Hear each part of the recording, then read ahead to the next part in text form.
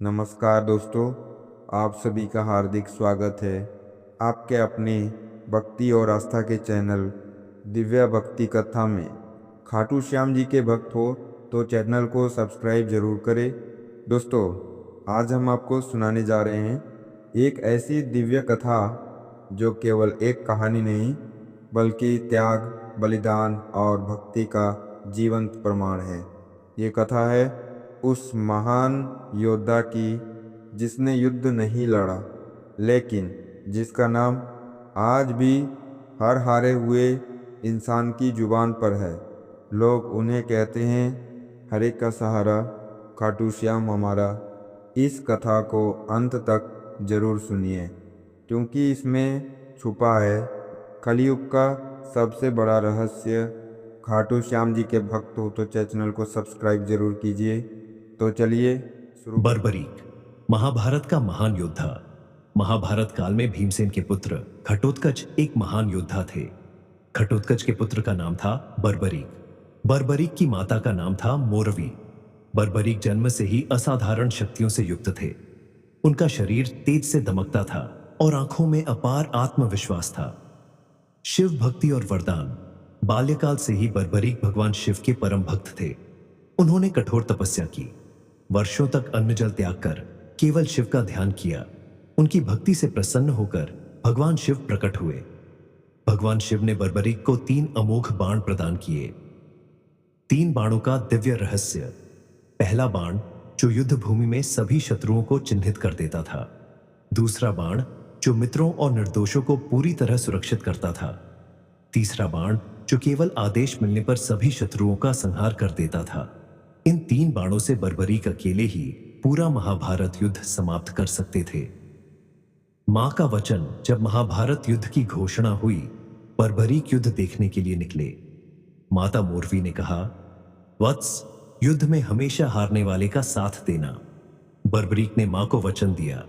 युद्ध भूमि की ओर बर्बरीक युद्ध देखने निकले। रास्ते में उनकी मुलाकात एक ब्राह्मण से हुई। वह ब्राह्मण कोई और नहीं, भगवान श्री कृष्ण थे। श्री कृष्ण की परीक्षा। श्री कृष्ण ने पूछा, वत्स, तुम्हारी शक्ति क्या है? बर्बरीक ने सब कुछ बता दिया।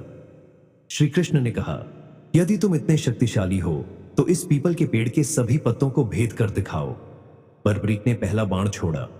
वह बाण घूमता हुआ श्री कृष्ण के चरणों की ओर बढ़ा। रहस्य का उद्घाटन।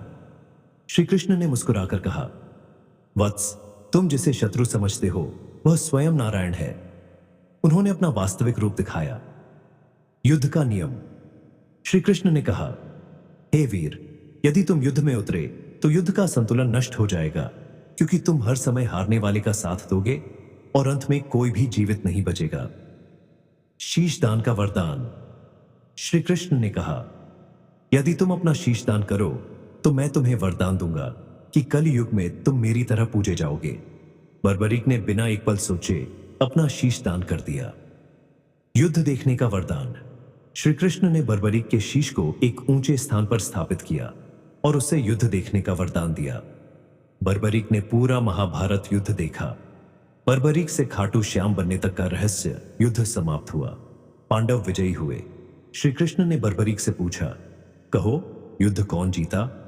बर्बरीक ने कहा, प्रभु, युद्ध तो आपने जीता।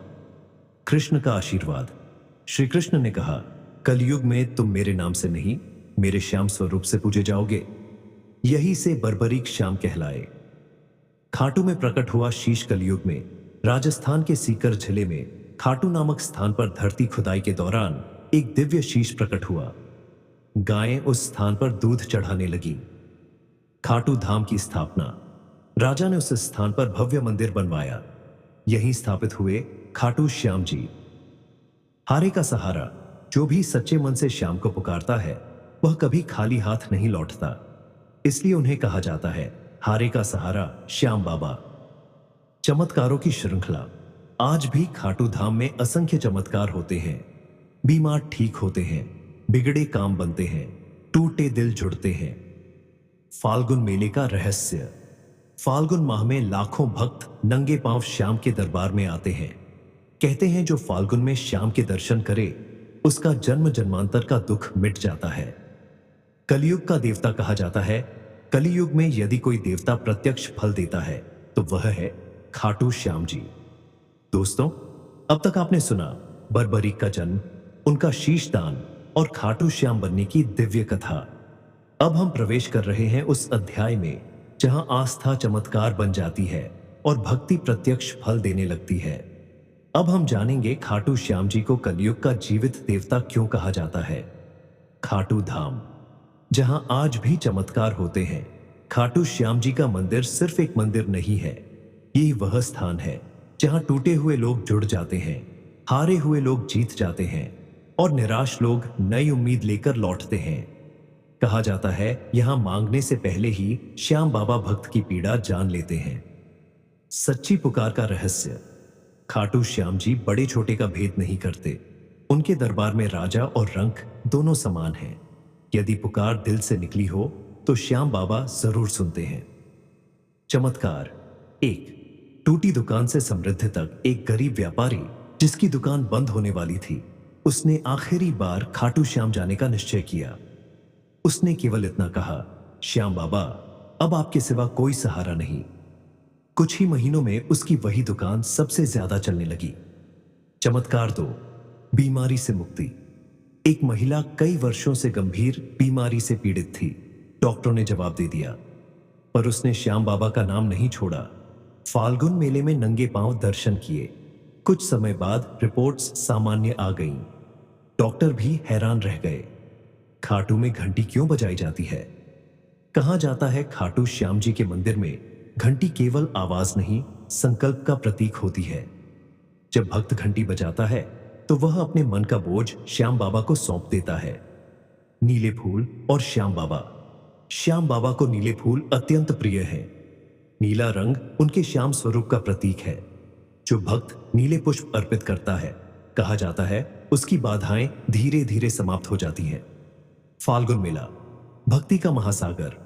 फाल्गुन माह आते ही खाटू धाम भक्ति के सागर में बदल जाता है। लाखों लोग नंगे पांव सैकड़ों किलोमीटर पैदल चलकर आते हैं। कोई दर्द नहीं, कोई थकान नहीं, बस एक नाम, श्याम श्याम श्याम। निशान यात्रा का रहस्य। श्याम भक्त अपने घर से निशान लेकर चलते हैं। निशान का अर्थ है श्याम, अब मेरी जिम्मेदारी आपकी है। कहा जाता है जो निशान लेकर चलता है, श्याम बाबा उसकी हर राह आसान कर देते हैं। हारे का सहारा। क्यों? जब दुनिया साथ छोड़ देती है, जब रिश्ते मुंह मोड़ लेते हैं, जब हालात तोड़ ढहा देते हैं, तब केवल एक नाम साथ रहता है, खाटू श्याम। इसलिए उन्हें कहा जाता है हारे का सहारा। क्या श्याम बाबा आज भी बोलते हैं? कई भक्त बताते हैं सपनों में श्याम बाबा मार्गदर्शन देते हैं। कई लोगों को समस्या का समाधान सपने में ही मिल जाता है। कहा जाता है जिसका मन साफ हो उसे श्याम बाबा स्वयं संकेत देते हैं। कलयुग का नियम और श्याम बाबा। कलयुग में कर्म कठिन है, भक्ति आसान, और खाटू श्याम जी भक्ति से ही प्रसन्न हो जाते हैं। न कठिन व्रत, न भारी अनुष्ठान, बस सच्चा मन, एक सच्ची प्रार्थना। यदि आप जीवन में किसी मोड़ पर अटके हैं तो एक बार दिल से कहिए, श्याम बाबा, अब सब आपके भरोसे। कहा जाता है इसके बाद रास्ता अपने आप खुलने लगता है। दोस्तों, ये थी खाटू श्याम जी की आज भी जीवित लीला और चमत्कारों की कथा। जय श्री श्याम। दोस्तों, यह थी खाटू श्याम जी की दिव्य और रहस्यमयी कथा। यदि आपको यह कथा दिल से अच्छी लगी हो तो वीडियो को लाइक करें, शेयर करें और चैनल दिव्या भक्ति कथा को सब्सक्राइब जरूर करें। कमेंट में लिखिए जय श्री श्याम। श्याम बाबा आप सभी की मनोकामनाएं पूर्ण करें। जय श्री श्याम।